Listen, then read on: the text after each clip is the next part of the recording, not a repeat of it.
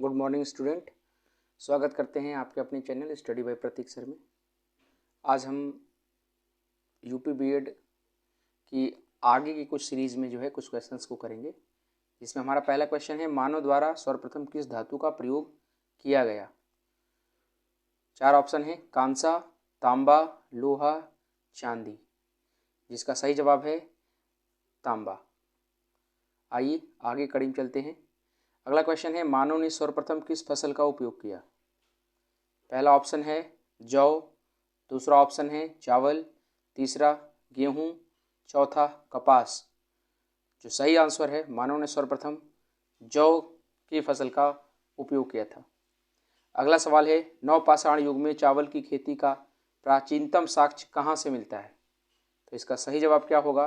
पहला ऑप्शन है मेहरगढ़, दूसरा कोल्डिहमा, तीसरा बुरझोम, चौथा दैमाबाद। इसका सही आंसर है कोल्डिहमा। अगला सवाल, सिंधु घाटी सभ्यता किस काल की सभ्यता मानी जाती है।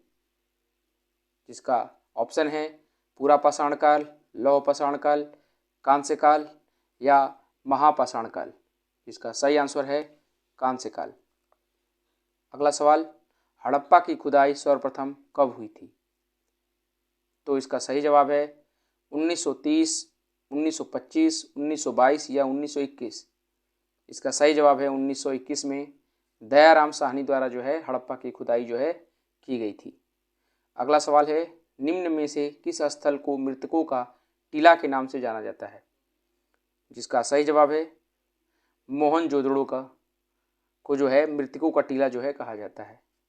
अगला क्वेश्चन है, मोहनजोदड़ो के टीले को खोजने का श्रेय किसे है।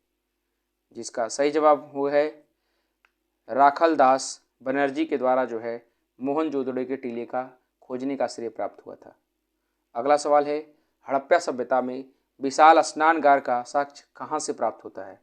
जिसका सही जवाब है मोहनजोदड़ो से, यानी स्नानगार का साक्ष्य भी जो है मोहनजोदड़ो से ही प्राप्त होता है और मृतकों का टीला भी जो है वो मोहनजोदड़ो को ही जो है आपको कहा जाता है। अगला सवाल जो है, निम्न में से कौन सा युग सुमेलित नहीं है। तो हड़प्पा जो है वो रावी नदी पर है, सही जवाब है। मोहनजोदड़ो सिंधु नदी, सही है। कालीबंगा जो है घाघर नदी है, सही है। लेकिन लोथल जो है वो सतलज पर नहीं है। तो यही जो है क्या है आपका गलत है, और जो गलत है वही क्या है आपका जो है सही है। आगे चलेंगे। सिंधु घाटी सभ्यता में गोंदीवाड़ा का साक्ष्य कहाँ से प्राप्त होता है। तो सिंधु घाटी सभ्यता में गोंदीवाड़ा का जो साक्ष्य है वो लोथल से प्राप्त होता है। अगला क्वेश्चन है, किस हड़प्पा सभ्यता स्थल से कांस्य नर्तकी की मूर्ति प्राप्त होती है। ऑप्शन है मोहनजोदड़ो, हड़प्पा, कालीबंगा, चंदुहड़ो। जिसका सही जवाब है आपका मोहनजोदड़ो से कांस्य नर्तकी की मूर्ति प्राप्त होती है। प्राचीनतम सिक्कों को क्या कहा गया था। प्राचीनतम मुद्रा, दिनार, आहत के सिक्के या स्वर्ण के सिक्के। तो उन्हें क्या कहा जाता था, आहत के सिक्के कहे जाते थे प्राचीनतम सिक्कों को। हाथी गुम्फा अभिलेख का संबंध किस राजा से है। ऑप्शन है रुद्रदामन, खारवेल, समुद्रगुप्त या अशोक। तो जो हाथी गुम्फन था वो खारवेल से संबंधित था। अगला क्वेश्चन है, प्रयाग स्तंभ अभिलेख का संबंध किस राजा से है। समुद्रगुप्त से, चंद्रगुप्त से, रुद्रदामन से, अजातशत्रु से। जिसका सही जवाब है समुद्रगुप्त से। अगला क्वेश्चन है, सर्वप्रथम सिक्कों पर लेख लिखने का कार्य किसने किया। गुप्तकालीन शासकों ने, मौर्यकालीन शासकों ने, यवन शासकों ने, उपरोक्त में से कोई नहीं। तो सबसे प्रथम जो है लेख लिखने का कार्य जो है यवन शासकों द्वारा किया गया था। गर्तावास के साक्ष्य कहाँ से मिलते हैं। तो ऑप्शन है बुरझोम यानी कश्मीर, चेचर यानी बिहार, लोथल जो गुजरात में है, रोपड़ जो पंजाब। सही आंसर है आपका बुरझोम से मिलते हैं। जूते हुए खेच के साक्ष्य कहाँ से मिलते हैं। लोथल, कालीबंगा, हड़प्पा, चंदुहड़ो। सही जवाब है कालीबंगा। जिस काल का कोई लिखित विवरण प्राप्त नहीं होता है उसे क्या कहते हैं। ऑप्शन है नवपाषाण काल, पूरा पाषाण काल, वैदिक काल या प्रागैतिहासिक काल। सही जवाब है प्रागैतिहासिक काल। आर्य भारत में सबसे पहले कहाँ बसे थे। ऑप्शन है सप्त सिंधु प्रदेश में, गंगा यमुना दोआब पर, घगर हरकरा पाठ पर, उपरोक्त सभी जगहों पर। सही जवाब है सप्त सिंधु प्रदेश पर।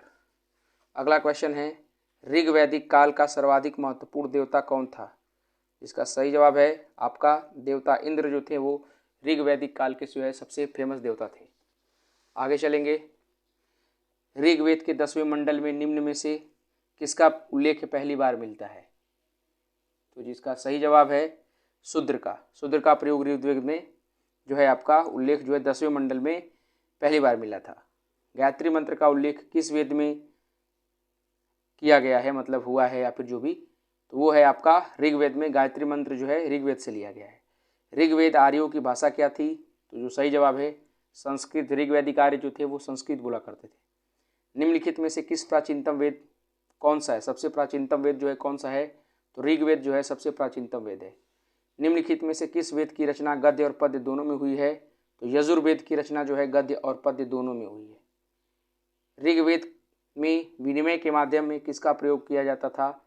तो ऋग्वेद में विनिमय के माध्यम के लिए गाय का प्रयोग किया जाता था। ऋग्वैदिक काल की सबसे प्राचीनतम राजनीतिक संस्था कौन सी थी? जिसका सही जवाब है सभा।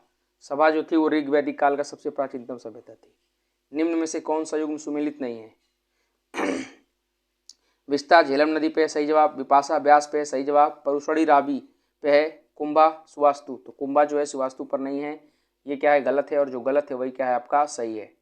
उत्तर वैदिक काल का सर्वाधिक महत्वपूर्ण देवता था? इंद्र थे, विष्णु थे, प्रजापति, शिव थे। सही जवाब क्या है आपका प्रजापति थे। उत्तर वैदिक कालीन लोगों ने किस धातु की खोज की? सही जवाब है आपका लोहे की खोज की थी। अगला क्वेश्चन है, भारत में आदर्श राष्ट्रीय वाक्य सत्यमेव जयते कहाँ से लिया गया है? तो वो लिया गया आपका मांडुक्योपनिषद से।